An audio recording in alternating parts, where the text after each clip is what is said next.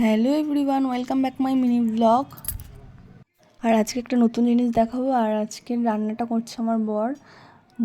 হঠাৎ করে বললো যে তোমাকে চলো চাউমিন বানিয়ে খাওয়াই।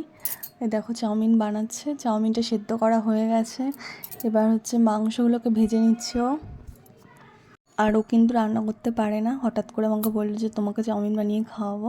আমাকে বললো কেটে কুটে দিতে, তাই আমি কেটে কুটে দিলাম। আর এখন ও চাউমিন বানাচ্ছে, যেমনই বানাক নিজের হাতে বানাচ্ছে, এটাই অনেক। আর সামান্য একটু নুন আর হচ্ছে হলুদ দিয়ে চিকেনটাকে ভেজে নিয়েছে। চিকেন দেখো ভাজা হয়ে গেছে, এবার তুলে নেবে।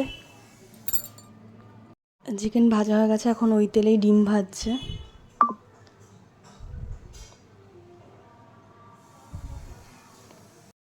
আর ডিম ভাজা হয়ে গেছে, ডিম ভাজার পর যে তেলটা ছিল তার মধ্যে পেঁয়াজ আর গাজর কুচি কুচি করে রেখেছিলো, সেটা ভেজে নিচ্ছে। আর সাথে লঙ্কাও দিয়েছিল। আর আমাদের বাড়িতে ঝালটা কম খাই বলে একদমই কম লঙ্কা। দেখো গরমের মধ্যে করতে করতে ঘেমে গেছে পুরো।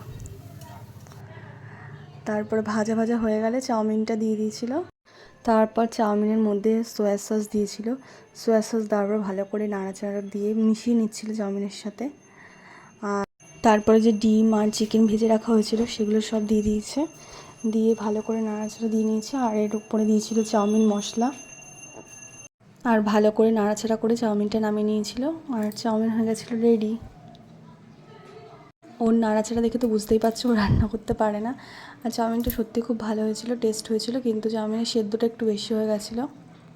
দেখো চাউমিনটা দেখতে কি সুন্দর লাগছে, পুরো টেস্টি লাগছে। উপর থেকে সস আর পেঁয়াজ ছড়িয়ে নিয়েছিলাম। আর খেতেও সত্যি খুব টেস্ট হয়েছিল।